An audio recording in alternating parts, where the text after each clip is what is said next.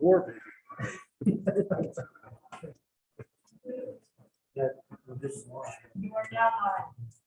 Good morning. Let's call the Legislative Committee on Administrative Rules to order, September 23rd. First item on the agenda, we'll convene, review, and approve the minutes of August 12th and update minutes of July 1st, 2021.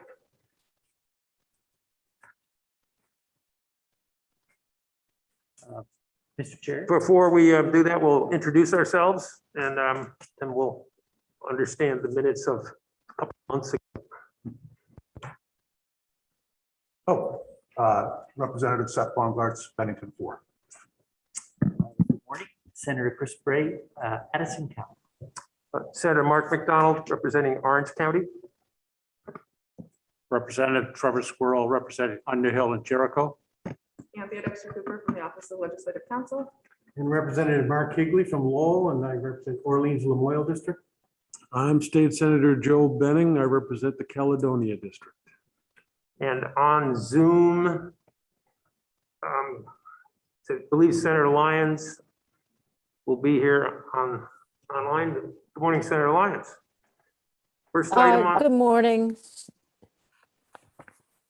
And Senator Lyons serves on Chittenden County on Health and Welfare. And in minutes of August 12th and July 1st. Do we have a motion? Mr. Chair. Are Senator Bray. you open to doing this as one motion? If so, I think we'll take them individually. So we'll, okay. So I would move approval of the minutes of August 12th. Senator Bray has moved approval of the minutes of August 12th. Is there any discussion? Mr. Chair, since I was not present for that meeting, I will abstain from voting. I as well. My mask just separated, so I'm going to have to get one. The motion has been made that the minutes of August 12th be approved. All those in favor say aye. Aye. Those opposed say nay. And those abstaining? Now, the minutes have passed, been approved, and then now the minutes of July 1st, 2021. Senator Bray. Mr. Chair, I move that we approve the minutes of July 1st, 2021 as updated since that meeting. Senator Bray has made the motion. Is there any discussion? If not, all in favor say aye. Aye. All opposed say nay, and the minutes have been approved. First item on the agenda is 21P17, the Office of the Secretary of State, Rule on Rulemaking. We are here today because we did not have a quorum to finish this rule 2 weeks ago. And we have two witnesses who may choose to speak to us or may not. Is Chris Winters available? Or his No, Chris has been double booked apparently today, so he's not going to make it. Good morning, Louise.corliss. If you would bring us up to date on what the amendments that you had proposed, which were the office had proposed, which were technical, a couple of them a bit more substance. We could not approve them 2 weeks ago without a quorum, and we're ready to go following your comments. Okay. The changes to the final proposal that we sent in memo format were mostly technical, but there was one change which was actually a little more substantive, and that had to do with an inaccuracy about how long rule notices are available on our portal. So we removed the sentence entirely. The rules actually stay up there indefinitely. It's just that they move off of the facing page, which is the most recent filings. In general, for those folks who were not available at the last hearing, the changes are intended to maintain electronic filing or the availability for agencies to file electronically with our office under conformed signature. We've also made some cleanup in format, those kinds of technical housekeeping items, and to remove the requirement that we give 30 days notice to ICAR and LCAR on form changes. We don't feel that that really needs to be within the rule. It kind of binds our hands when flexibility is needed. We still kind of believe that we communicate frequently enough that we'll let you know if there's an update to the forms, update ICAR on that kind of situation. It doesn't need to be written into the rule. That's kind of where we're going on that. Are there any other questions? Chair, if I could. Representative Higley. Thank you. I know last time we met, I had a question regarding that removal of the 30 days for making changes to the filing forms. And I guess one of the answers that we got was, and if you could elaborate a little bit more, that some of the agencies are having trouble with some of the forms. And I guess could you elaborate as to how you deal with that, as far as how do you know for sure that the agency is having troubles with particular questions on a form, and then how do you work with them to resolve that issue currently? Usually we know there's an issue because the agency reaches out to me. They'll contact me and they'll indicate whether the form is not working properly for them, which could be as simple as their settings don't allow the macros to work properly, or they don't understand that the forms have been set up in a way to cascade certain fields throughout the forms to reduce the number of times they have to repeat the same information on different forms, like the title and the agency, and those kinds of items are queued into a cross-reference, which uses macros, things like that. Sometimes they need to be tweaked a little bit so that they work better on other systems. That's one of the aspects. The other aspects has to do with knowing what to put in those fields. And we've been working with ICAR specifically on some items that they want some explanation of what they're looking for to appear on the forms and the instructions and things like that. Okay, well, thank you very much for that explanation. Mr. Chair. Are there, Senator Bray? Good morning. Good to see you again. So I just wanted to double check because we talked about some changes at the previous meeting.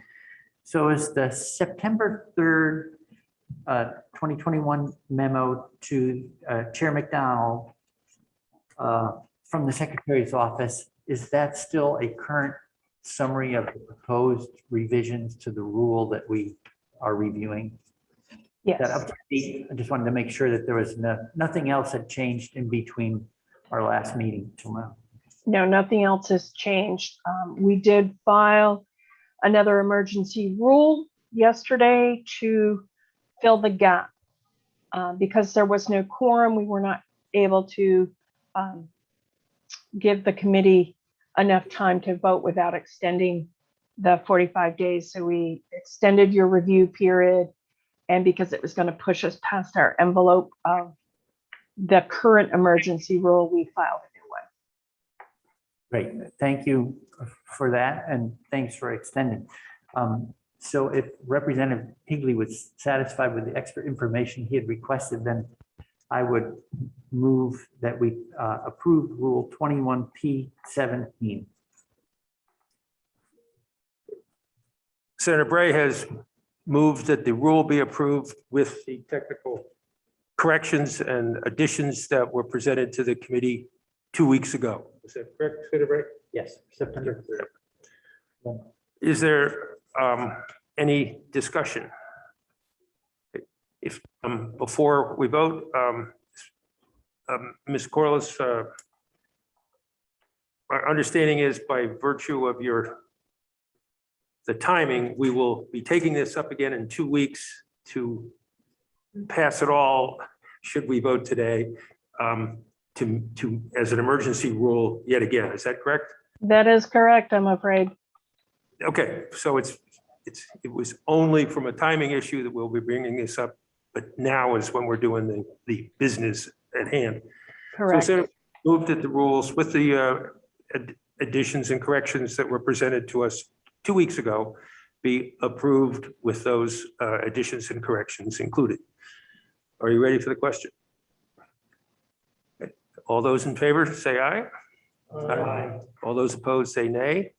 And the rule has passed. Thank you very much. Thank you. Thank you.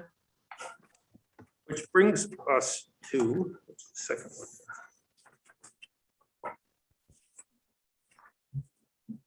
My glasses.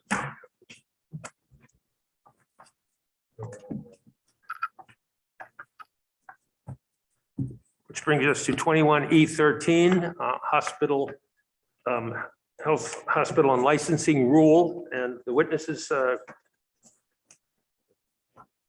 Brendan Atwood, Public Health Policy Advisor, Department of Health. Mr. Atwood, floor is yours. Good morning, Mr. Chair and committee members. First, can you hear me okay? Yes. I'm You able to sorry. hear me? Mr. Chair, can you hear me all right? Yes. Oh, excellent. Great. Well, thank you for inviting me to be here today. My name is Brendan Atwood. I'm a policy advisor with the Health Department. With this filing, the department has renewed the hospital licensing emergency rule, which is currently in effect. The hospital licensing rule establishes the standards for licensing of hospitals in Vermont, and there are 2 amendments that have been made through this rulemaking. First, this rule allows hospitals that have been granted waivers by the Centers for Medicare and Medicaid Services during an emergency to be automatically granted waivers for their Vermont licenses as well. And additionally, 2 requirements for psychiatric hospitals have been added to this rule at the request of DEVA to ensure compliance with a waiver agreement that Vermont has made with CMS. In drafting this rule, the department worked with the Vermont Association of Hospitals and Health Systems, the UVM Medical Center, DEVA, and the Board of Medical Practice, who have reviewed and support these changes. And finally, I'll note that we have already started formal rulemaking on this rule and anticipate filing with LCAR in the coming weeks. So with that, I'll be happy to answer any questions that you may have.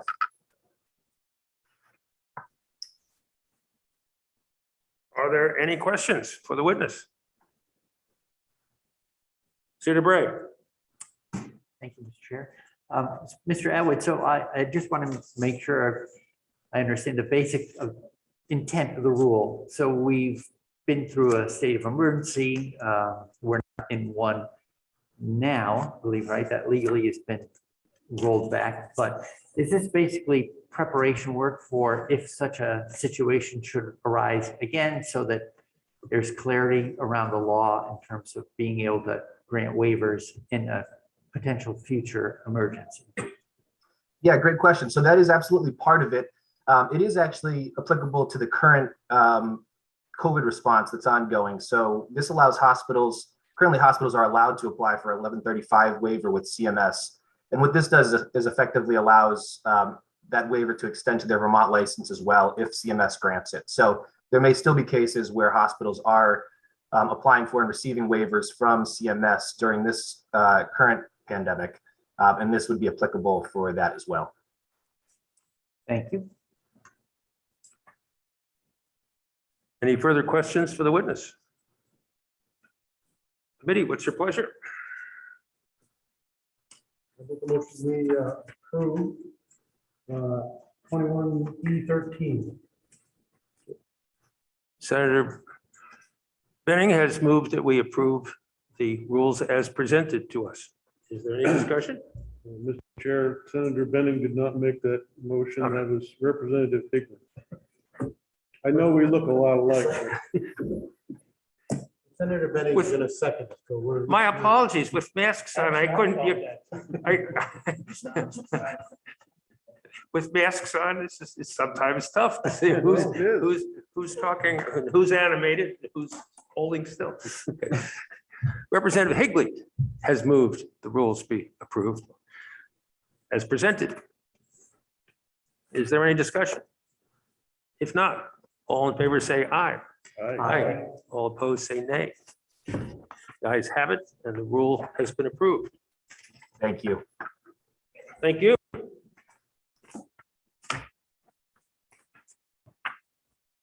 Which brings us to, boy, we're blazing through, is Gabriel Gilman, General Counsel for the Office of Professional Regulation here. Good morning. I am here, Mr. Chairman. Forgive me, I was just making sure we weren't starting the rule until witnesses were here. P21, P15, Office of Professional Regulation, Administrative Rules for Private Investigators and Security Guards. Mr. Gilman, floor is yours. Thank you, Mr. Chair, and thank you to the committee for having me this morning. The rule now before you, as the chair has introduced it, is 21P015, the final proposed administrative rules for private investigators and security guards. These rules represent a complete strike and rewrite of the existing administrative rules governing these fields. OPR has long regulated them, but significant changes were made to the manner in which we regulate these fields by Acts 144 of 2018, which offered us a simplified two-tier system of licensure, and Act 178 of 2020, which dissolved the former Board of Private Investigative and Security Services and simplified the administrative structure by which the field is overseen. It is now overseen directly by the Director of Professional Regulation with assistance of appointed advisors. Many of those are the former board members. And that was done with the collaboration of the board, which agreed with those changes and saw the wisdom in doing that. We've also been able to accomplish this with significant support from the United States Department of Labor, which gave us a grant to pursue kind of regulatory simplification in these fields. So what you see now is operationalizes the legislative goals of those two acts. It establishes a much simpler system for regulating private investigators and security guards that is a bit more realistic and that allows businesses to onboard new employees much more quickly and at lower expense. In our prior system, because requirements really were not very well matched to the labor market or to the type of work being done, it was necessary over a period of a decade or more for the board to adopt these kind of provisional and temporary measures, and eventually those swallowed the rule. So there were very few people actually meeting the regulatory requirement. And so it was seen to be appropriate to lower the standard for the entry-level credential, but then to provide that people with that credential would operate under the supervision of other more senior licensees who have 2 years of experience, had considerably more training, had passed an exam, et cetera. So we had good participation in a public hearing held June 25th, 2021. Really excellent constructive feedback was received from probably a majority of the security firms that are located in Vermont or based in Vermont. I can represent to you that the rule and these reforms enjoy broad support from that group. There's not significant opposition. The one plausible exception to that I should make you aware of is that there was objection to the proposal that that one could not carry a firearm as a private security officer without being licensed as an armed private security officer.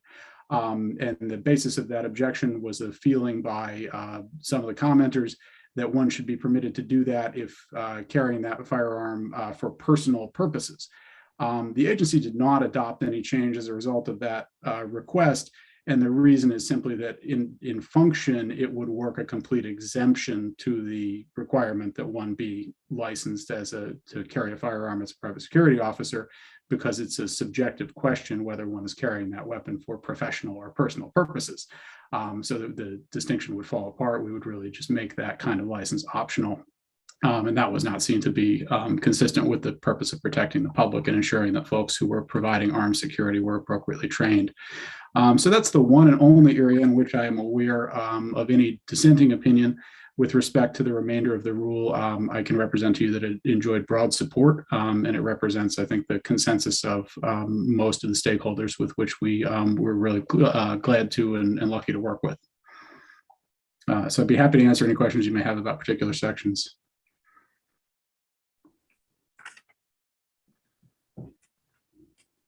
Any questions for the witness?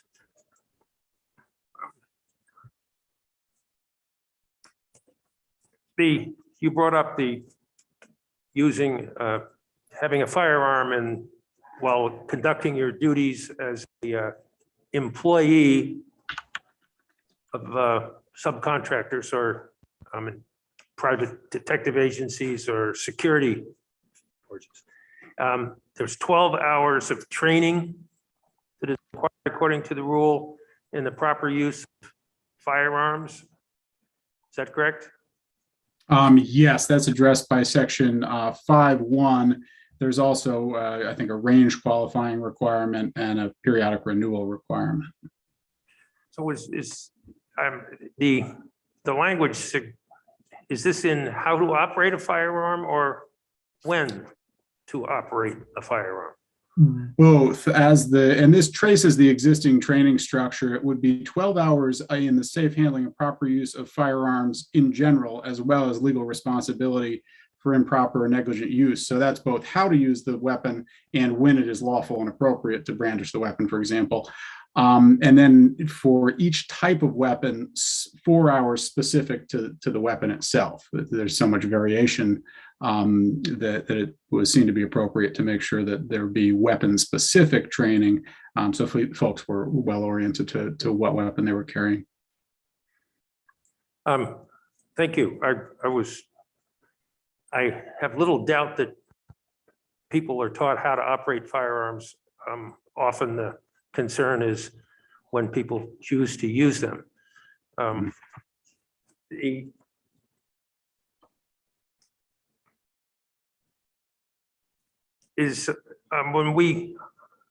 school districts hire bus drivers and personnel, those bus drivers and personnel have background checks, fingerprinted, et cetera, et cetera.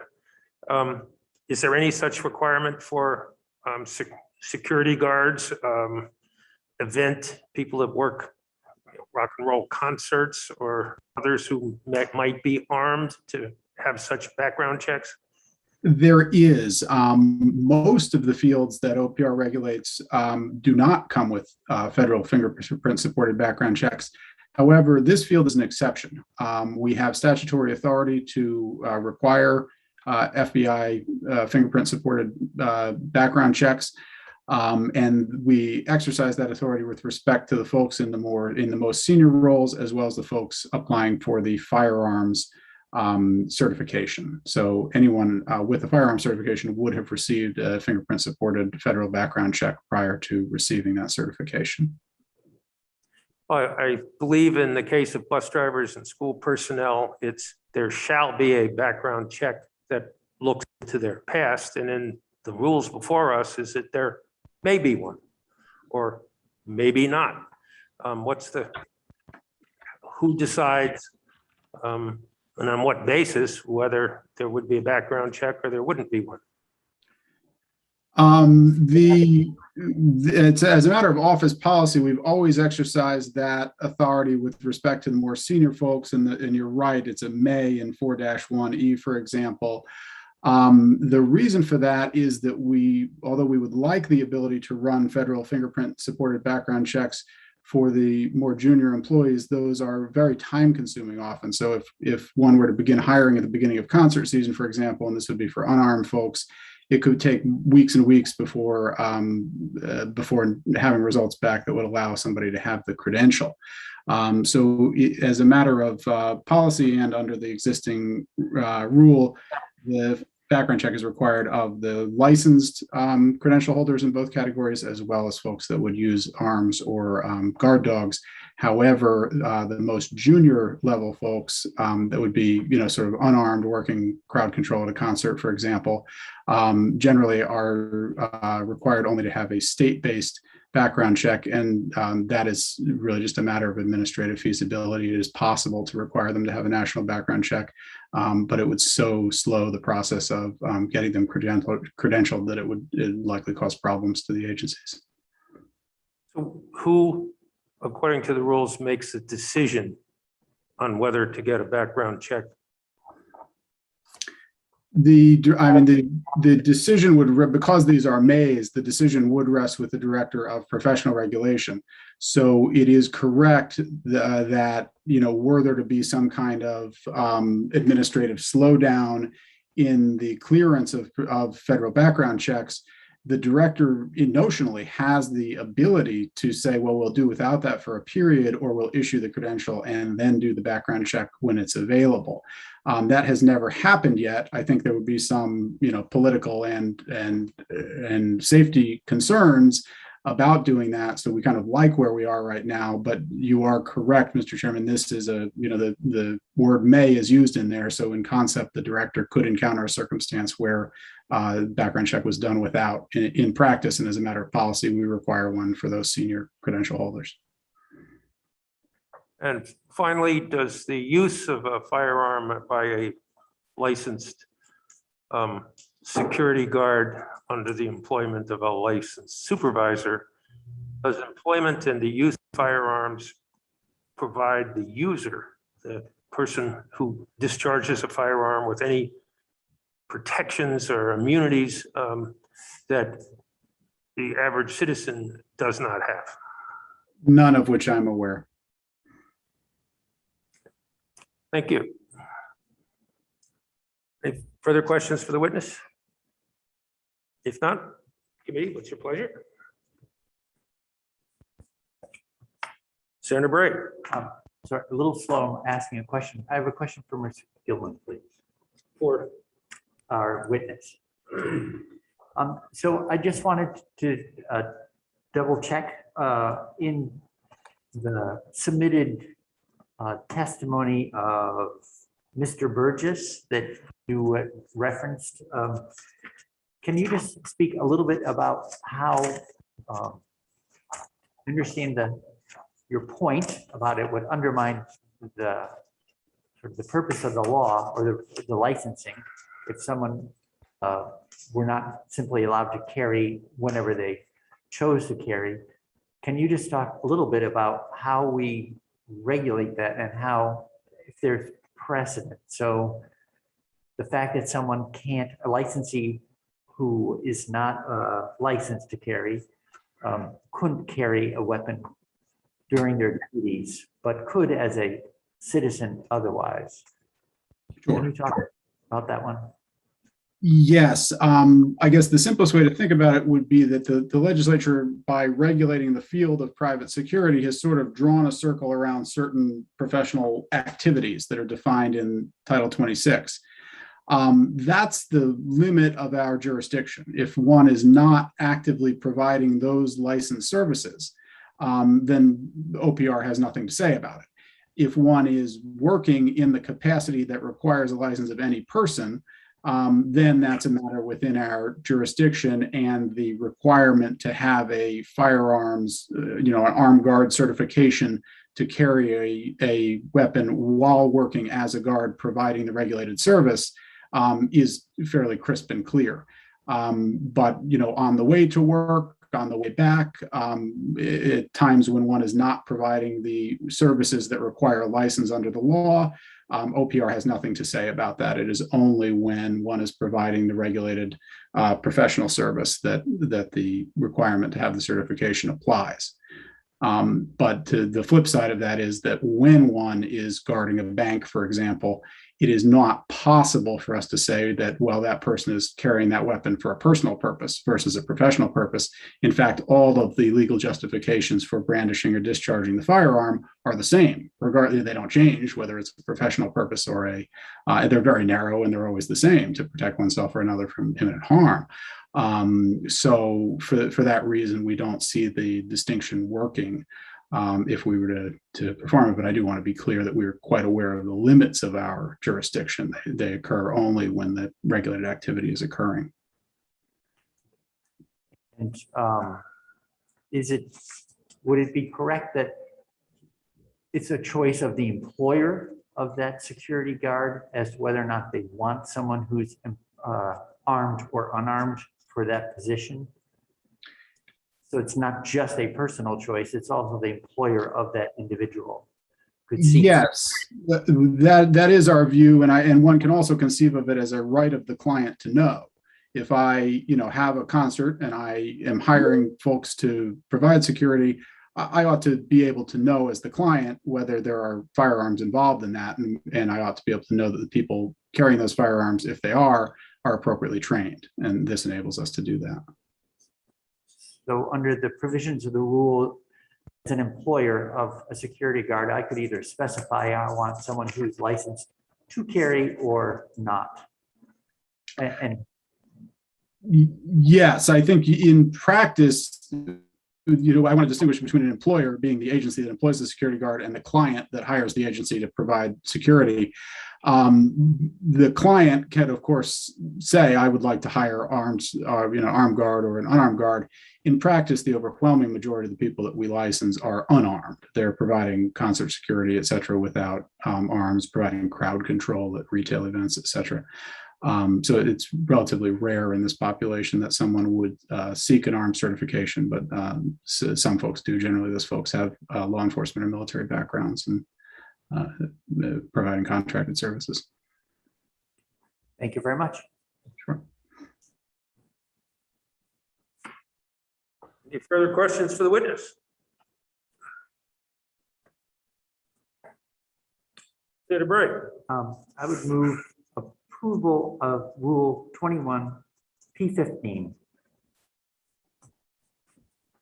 Senator Bray has moved approval of the rule as presented. Is there any further discussion? If not, all those in favor say aye. All those opposed say nay. The rules has been approved. Okay, thank you for having me this morning. I appreciate your time. Thank you for testimony.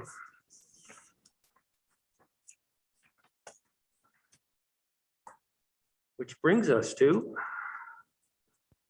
our next meeting. Charlene? Yes. My understanding is that we have one rule that would come up were we to meet in 2 weeks. Correct.